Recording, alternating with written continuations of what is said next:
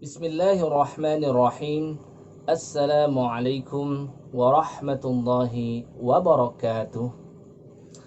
Alhamdulillahilladzi bi ni'matihi tatimmus shalihat wa bi fadlihi tatanazzalul khairatu wal barakat wa bi qudratihi tatahaqqaqul maqasid wal ghayat. Thumma assalatu wassalamu ala ashrafi ahli al-ardi was samawat wa ala alihi wa ashabihi wa dhurriyyatihi ulil makramat. Allahumma subhanaka la ilma lana illa ma 'allamtana innaka antal alimul hakim wa 'allimna ma yanfa'una wanfa'na bima 'allamtana rabbana zidna 'ilman warzuqna fahman amin ya rabbal alamin. Thumma amma ba'du, ikhwati wa akhwati fillahi hadani Allah wa iyyakum ajma'in. Saudara-saudariku dan kaum muslimin muslimat dimanapun anda berada, semoga Allah subhanahu wa ta'ala senantiasa memberikan kita petunjuk dan hidayah. Alhamdulillahi rabbil alamin. Suatu kata yang sangat pantas kita persembahkan kepada Allah subhanahu wa ta'ala, zat yang maha terpuji, yang senantiasa memberikan kita limpahan nikmat dan karunia yang tidak pernah terputus, baik itu nikmat iman dan Islam, dan juga nikmat sehat wal afiyah, dan juga nikmat masih merasakan bulan Ramadan yang sangat kita agungkan ini dengan berbagai keutamaan-keutamaan yang kita rasakan ketika berada di bulan Ramadan. Ini semua merupakan kenikmatan dari Allah Subhanahu wa taala. Oleh karenanya dengan kenikmatan-kenikmatan ini, marilah kita tingkatkan rasa syukur kita kepada Allah Subhanahu wa taala dengan cara yang terbaik, yaitu menjaga ketakwaan kepada Allah Subhanahu wa taala. Dengan sebenar-benar takwa, yaitu berusaha melaksanakan apa yang diperintahkan Allah Subhanahu wa taala dan juga berusaha sekuat tenaga untuk menjauhi apa yang Allah larang.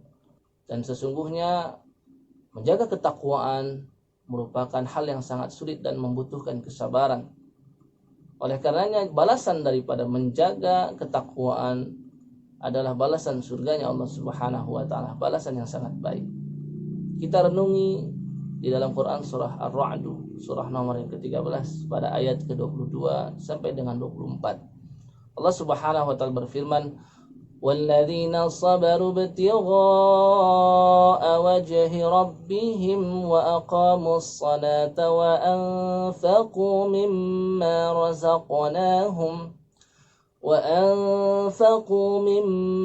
رَزَقْنَاهُمْ سِرًّا وَعَلَانِيَةً وَيَدْرَؤُونَ بِالْحَسَنَةِ السَّيِّئَةَ أُولَئِكَ لَهُمْ عُقْبَى الدَّارِ, yang artinya dan orang-orang yang bersabar mengharapkan keridhaan Allah Subhanahu wa taala, dan kita berharap kita termasuk orang-orang seperti itu, dengan cara aqamus shalah, mendirikan salat, wa anfaqu mimma razaqnahum, dan menginfakkan, mensedekahkan, menafkahkan harta yang telah Allah berikan, baik itu dengan cara sirran wa alaniyah, baik dalam cara sirrah yaitu adalah sembunyi-sembunyi, maupun alaniyah terang-terangan. Wa yadra'una bil hasanati sayyi'ah, dan juga membalas perbuatan sayyi'ah, perbuatan yang buruk, dengan hasanah, dengan perbuatan yang baik. Ulaika lahum 'uqbad dar, mereka itulah orang-orang yang mendapatkan tempat kesudahan yang baik. Jannatu 'adnin yadkhulunaha wa man salaha min abaihim wa azwajihim wa dzurriyyatihim. Tempat kesudahan yang baik berupa jannatu 'adn, surga Aden yang Allah persembahkan untuk orang-orang tersebut. Mereka semua masuk ke dalam surga tersebut. Wa man salaha min abaihim, dan tidak hanya orang itu saja, namun juga keluarga-keluarga mereka yang saleh, baik abaihim, kakek-kakek mereka yang saleh, dan juga wa azwajihim, pasangan-pasangan mereka, dan juga wa dzurriyyatihim, anak-anak, cucu-cucu dan keturunan mereka. Semua yang saleh pun ikut bersama masuk ke dalam surga Aden yang telah Allah persembahkan untuk mereka semua dan Allah sediakan untuk mereka semua. Wal malaikatu yadkhuluna alaihim min kulli bab. Tidak hanya itu, mereka mendapatkan kemuliaan dari Allah Subhanahu wa taala berupa tahniah, ucapan selamat dari siapa? Bukan dari manusia, tapi dari makhluk Allah Subhanahu wa taala yang sangat mulia, yaitu para malaikat. Yadkhuluna alaihim min kulli bab. Para malaikat masuk mendatangi mereka semua dari setiap penjuru, dari setiap pintu. Mereka mengucapkan salamun alaikum bima sabartum, keselamatan dan kesejahteraan bagi kalian semua atas kesabaran kalian. Kesabaran menjaga ketakwaan kepada Allah Subhanahu wa taala. Fa ni'ma 'uqbad dar, para malaikat menyatakan surga Allah Subhanahu wa taala sebaik-baik tempat kesudahan. Semoga kita semua termasuk orang-orang yang mendapatkan keberuntungan ini. Amin ya rabbal alamin. Jamaah sekalian yang dirahmati dan dimuliakan Allah Subhanahu wa taala. Insyaallah pada hari ini kita akan membahas tahsin, tafsir dan tadabbur surah Al-Ma'un, yang mana ini merupakan surah yang sering kita baca di dalam salat kita, termasuk di dalam surat favorit yang dibaca oleh para imam. Seperti biasa kita awali dengan membaca surah ini. A'udzu billahi minasy syaithanir rajim. Bismillahirrahmanirrahim. Ara'aitan ladzi yukadzibu bid-din? Fadzalika alladzi yad'ul yatim. ولا يحض على طعام المسكين فويل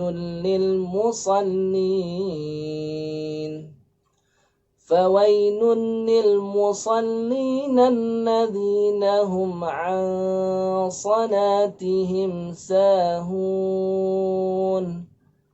الذين هم يراءون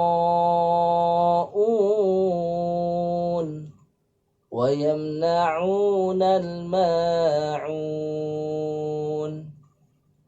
7 ayat Allah turunkan kepada Nabi Muhammad sallallahu alaihi wasallam.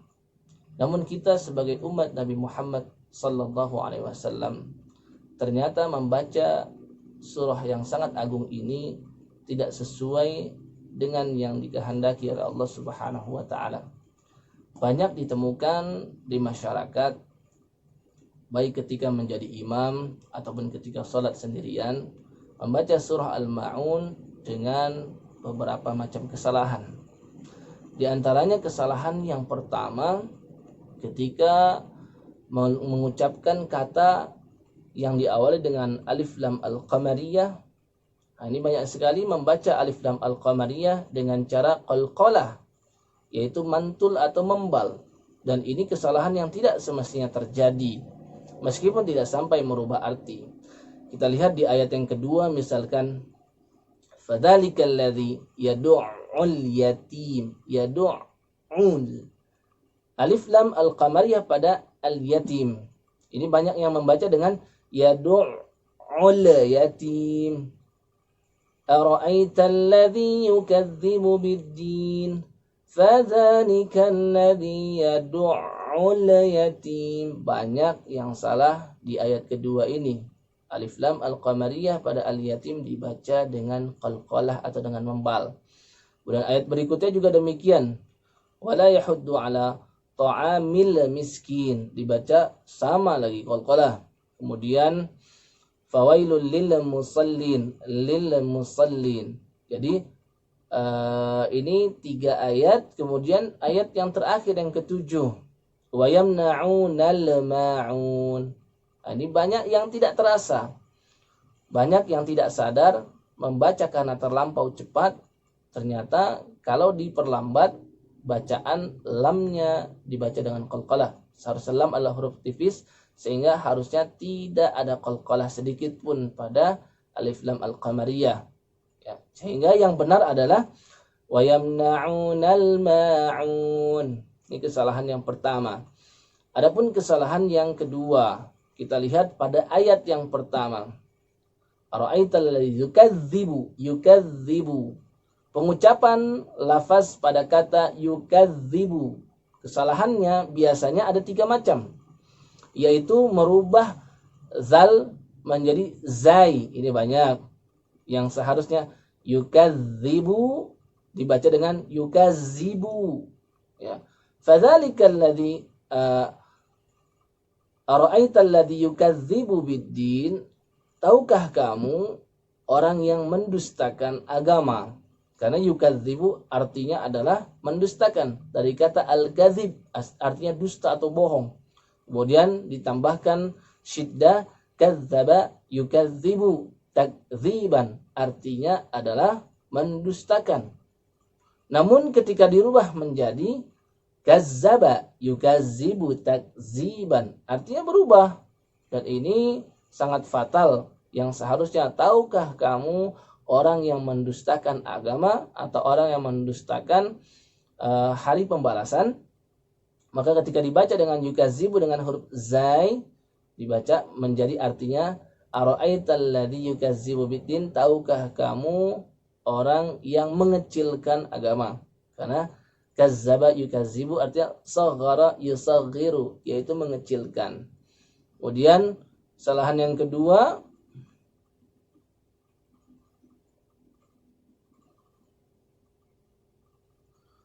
kemudian kita lihat di yukadzibu, maka kita akan temukan orang melafazkan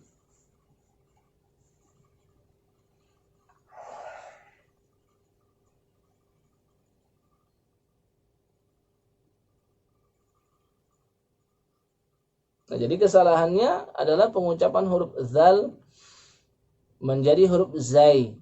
Harusnya makhraj huruf zal adalah tarful lisan ma'as tsanaya al-ulya, yaitu ujung lidah berada di tempat as-tsanaya al-ulya, gigi seri yang atas, atau gigi kelinci 2 gigi depan ini yang ada di atas, bukan yang di bawah. Nah, itu cara pengucapan zal seperti itu. Makhraj zal seperti itu. Za, zi, zu, az, iz, uz. Seperti itu. Berbeda dengan zai. Za, zi, zu, az, iz, uz. Berbeda sekali. Maka kalau dibaca dengan yukadzibu berbeda dengan yukadzibu. Yukadzibu artinya mendustakan. Adapun yukadzibu artinya mengecilkan. Ini kesalahan yang sangat fatal karena menyebabkan perubahan pada arti. Kemudian kesalahan yang ketiga pada ayat yang kedua, yaitu fadzalikal ladzi yad'ul yatim. Membaca yad'u. Ini seharusnya pada huruf ain ada syiddah atau tasydid. Sehingga kaidah syiddah atau tasydid adalah perlu ada nabrah. Nabrah itu adalah penekanan. Jadi tidak boleh dibaca dengan yadu'u. Harusnya ada penekanan yadu'u. Ya. Caranya adalah kita lihat pada huruf dal ada dhammah. Maka kalau dhammah kaidahnya adalah indhimamu asyafatain, yaitu menggabungkan 2 bibir sehingga dimajukan atau dimonyongkan. Yadu. Kemudian masuk ke huruf ain, mengalir ke huruf ain yang ditekan. Yadu. Nah, huruf ain pembacaan awalnya adalah dengan senyuman. Yadu. Kemudian karena ain tersebut ada dhammahnya atau bersyakal dhammah, maka menjadi monyong lagi. Sehingga monyong, kemudian senyum, monyong kembali. Yadu'u, yadu'u, yadu'u. Seperti itu. Kemudian setelah itu ada alif lam lagi dan masuk kepada huruf ya. Sehingga ya pun juga huruf tipis dengan senyum lagi. Sehingga menjadi monyong, maju, kemudian senyum, kemudian maju, kemudian senyum lagi. Ya, jadi 2 kali. Yadu'ul yatim. Seperti itu. Kalau kita dari yad'u, maka senyum, kemudian monyong, kemudian senyum, monyong kembali, kemudian senyum kembali. Fadzanika alladzi yad'ul yatim. Seperti itu. Kemudian pada kesalahan yang keempat, pada ayat yang ketiga, yaitu yahuddu. Pengucapan do. Do banyak yang salah. Makhraj huruf do yaitu adalah hafatul lisan ma'al adras. Tepi lisan baik yang di kanan maupun yang di kiri itu melekat pada gigi adras. Adras itu adalah gabungan antara 3 macam gigi dalam bahasa Arab, yaitu gigi an-najiz yang paling belakang, geraham paling belakang, kemudian juga at-tawahin dan juga ad-dahik. 1 gigi an-najiz, 3 gigi dawahik, 4, kemudian 1 gigi ad-dahik. Nah, ini kalau dalam bahasa Indonesia disebut dengan gigi geraham belakang dan gigi geraham depan. Gigi geraham depan jumlahnya 2 pada kiri, dan kanan juga 2 lagi, dan juga gigi geraham belakang ada 3, kiri dan kanan. Sehingga jumlahnya 5 gigi menempel dengan lisan atau tepi lisan yang kiri, dan 5 gigi yang di kanan menempel dengan tepi lisan yang ada di kanan. Itu pengucapan do. Jadi tidak keluar ujung lidahnya seperti pengucapan zal. Nah, ini adalah kaidah mengucapkan do.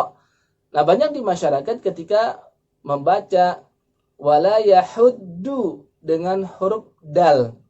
Dal dengan dot. Kalau dirubah dengan dal, maka ini menyebabkan perubahan arti. Ini berbahaya sekali. Yang seharusnya wala yahuddu ala ta'amil miskin, arti adalah dan dia tidak menganjurkan untuk memberi makan kepada orang miskin. Kemudian dirubah dha-nya menjadi dal, menjadi wala yahuddu, dan dia tidak memberi batasan makanan orang miskin. Nah, ini sangat fatal artinya, sehingga perlu diperhatikan dan perlu dilatih baik-baik huruf dha sehingga tidak menjadi huruf dal. Kemudian kesalahan yang berikutnya, kesalahan yang kelima, yaitu pada ayat yang keempat, fawailun lil musallin. Kita lihat kesalahannya, yaitu pengucapan huruf shad terlebih dahulu. Shad seperti yang sudah kita bahas pada surah Al-A'la dan juga surah Al-Ikhlas, yang mana pada bagian Allahus Samad sudah saya katakan shad itu bukan caranya dengan memajukan bibir atau membulatkan bibir. Ya, jadi bukan so, tapi so, as, is, us. Jadi yang menyebabkan ada ketebalan pada suara so itu bukan mulut yang maju atau bukan dengan pembulatan bibir. Akan tetapi ini adalah terjadi karena sifat isti'la. Apa itu sifat isti'la? Sifat isti'la itu irtifa'u aqsal lisan ila hanakil a'la. Jadi kalau kita bayangkan ini seperti lisan. Lisan itu ada bagian namanya torf. Ini ujung lidah. Kemudian ada disebut dengan hafatul lisan yang tadi kita jelaskan pada huruf dha, yaitu adalah tepi lisan. Tepi lisan ada 2, maka disebut dengan hafatal lisan atau hafatayil lisan.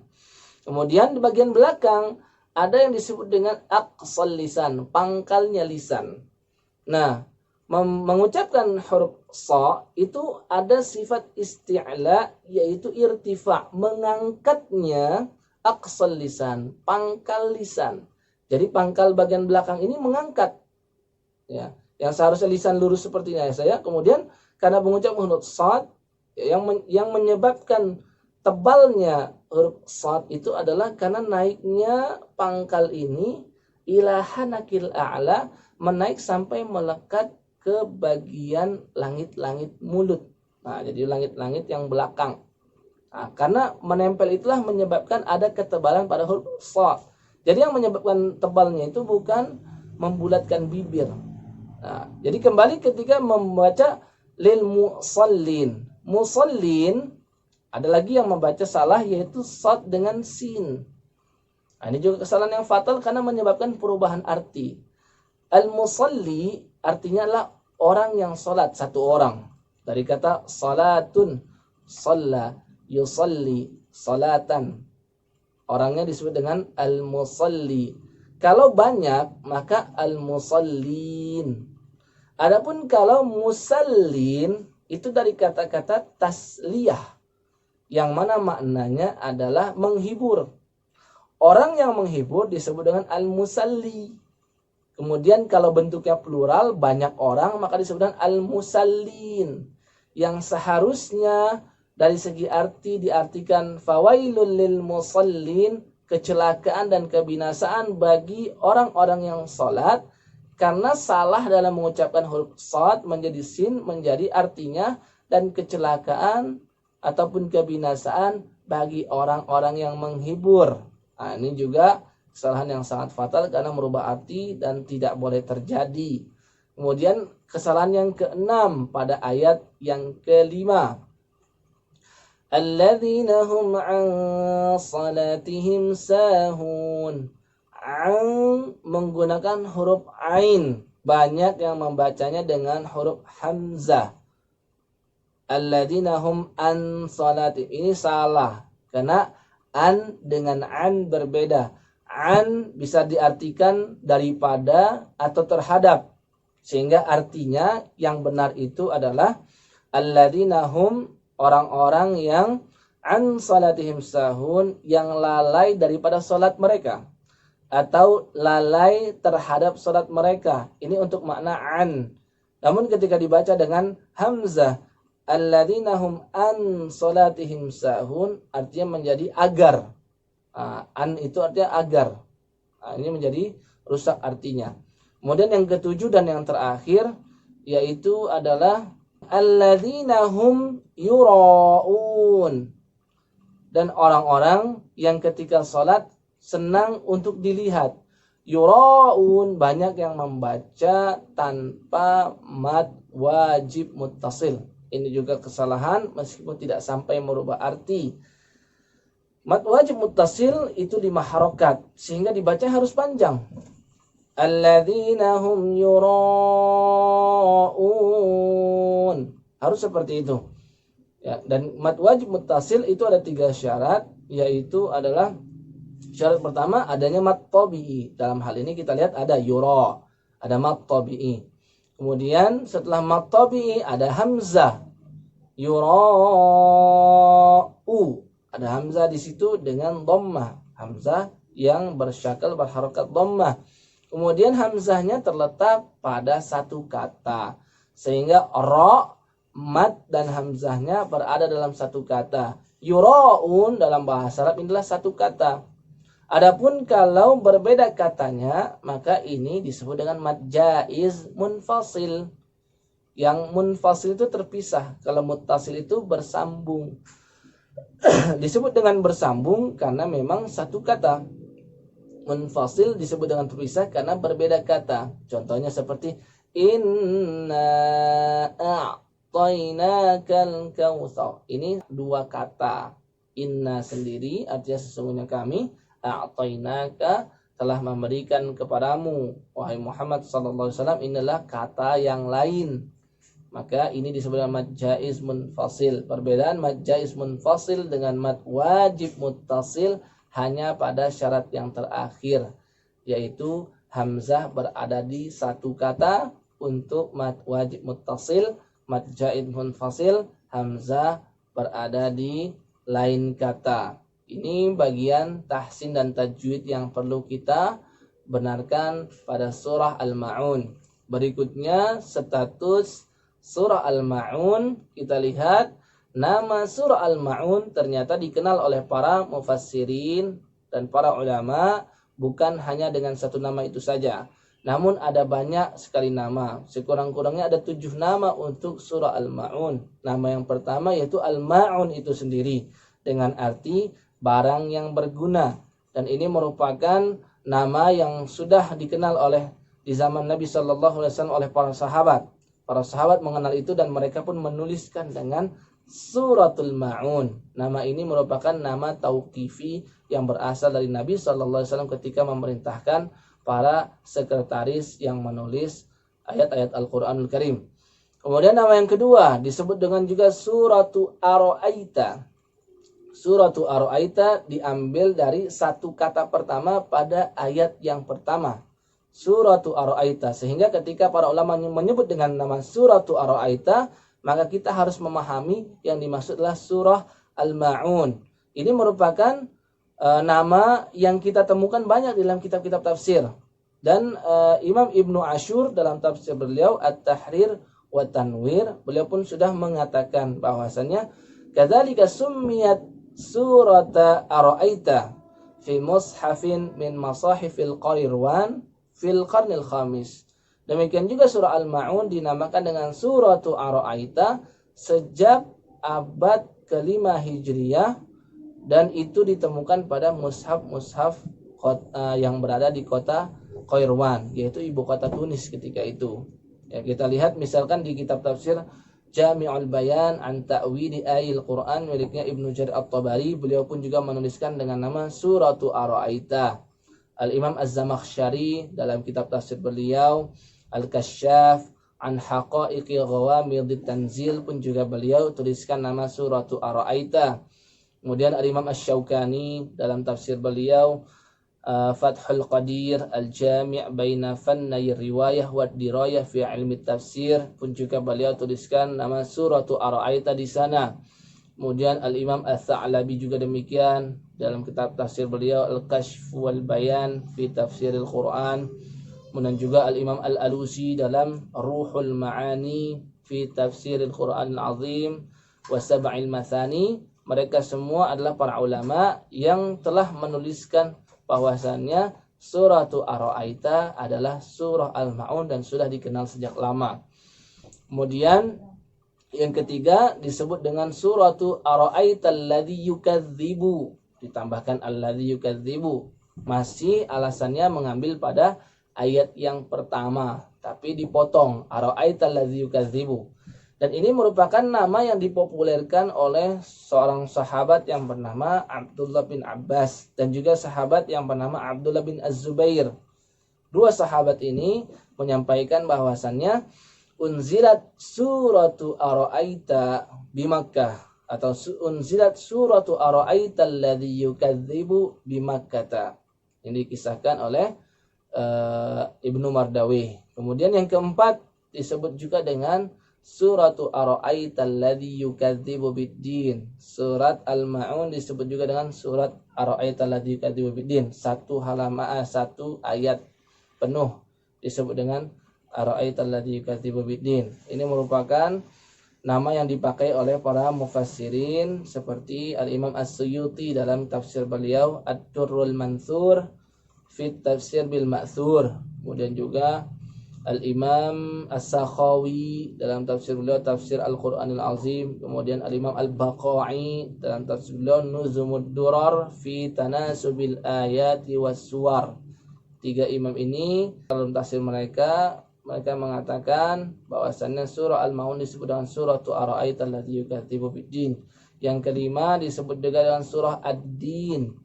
Kenapa? Karena memang pada ayat yang pertama ada yukadzibu bid-din, maka disebut dengan suratu Ad-Din, surah agama. Kemudian yang keenam disebut juga dengan surah Al-Yatim. Kenapa? Karena di ayat kedua ada kata-kata Al-Yatim di sana, maka disebut dengan surah Al-Yatim. Kemudian disebut juga dengan surah At-Takdzib, artinya adalah kedustaan. Ini mengambil makna pada yukadzibu bid-din di ayat yang pertama. Inilah 7 nama milik untuk surah Al-Ma'un.